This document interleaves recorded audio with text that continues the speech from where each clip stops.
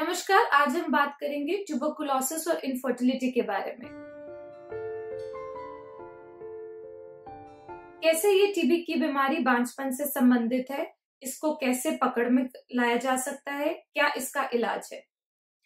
Tuberculosis यदि शरीर के किसी और भाग का होता है, जैसे फेफड़ों का, तो उसके अंदर लक्षण होते हैं। खांसी होती है बलगम के साथ, जिसे जांच करके पता लगाया जा सकता है टीबी है और उसका इलाज लिया जा सकता है।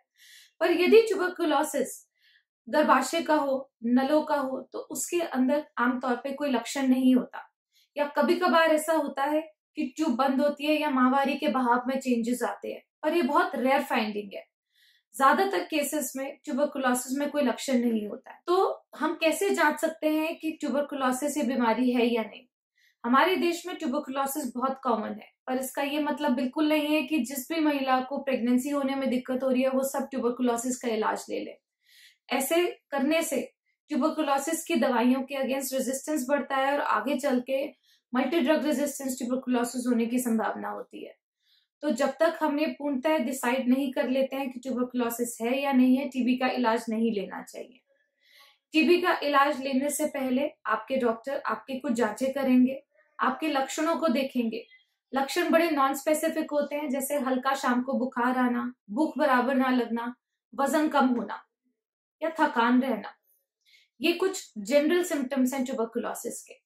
स्पेसिफिक सिम्टम्स की बात करें तो पीरियड्स अचानक से बहुत ज्यादा बहाव होना और फिर धीरे धीरे करके कम हो जाना, और साथ में गर्भाशय की परत का यानी एंडोमेट्रियल थिकनेस का पतला हो जाना। देन टेस्टिंग पे अगर हम देखते हैं हमारी ट्यूबल टेस्टिंग, जिसे हम HSG कहते हैं, हिस्ट्रोसैल्पिंगोग्राफी।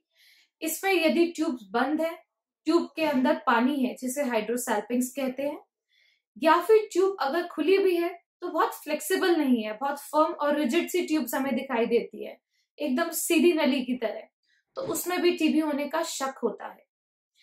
यूट्रस की लाइनिंग, गर्भाशय की परत जो है, HSG में कभी कभार हमें टेढ़ी मेढ़ी सी दिखाई देती है, वो भी इन्फेक्शन का लक्षण है।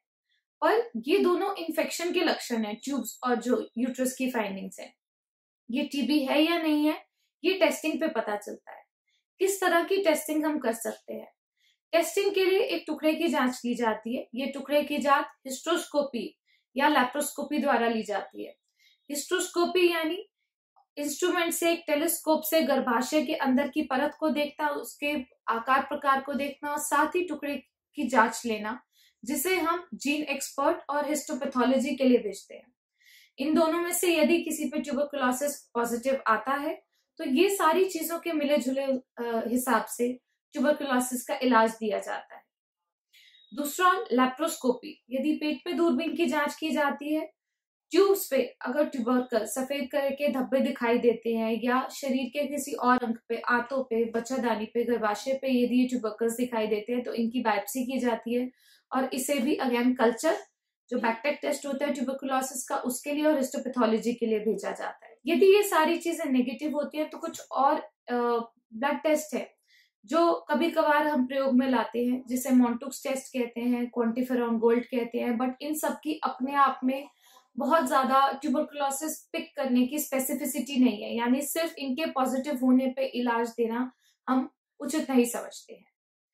चेस्ट एक्सरे एक और टेस्ट है जो ये अंदेशा दे सकता है पहले कभी ट्यूबरकुलोसिस रही होगी फेफड़ों में, जिसकी शरीर के बाकी भाग में फैलने की संभावना होती है। अगर हम इलाज की बात करें तो ट्यूबरकुलोसिस का इलाज यदि कोई शुरू करता है तो उसे पूर्ण करना बहुत जरूरी है, वरना आगे चल के रेजिस्टेंट ट्यूबरकुलोसिस होने की संभावना होती है।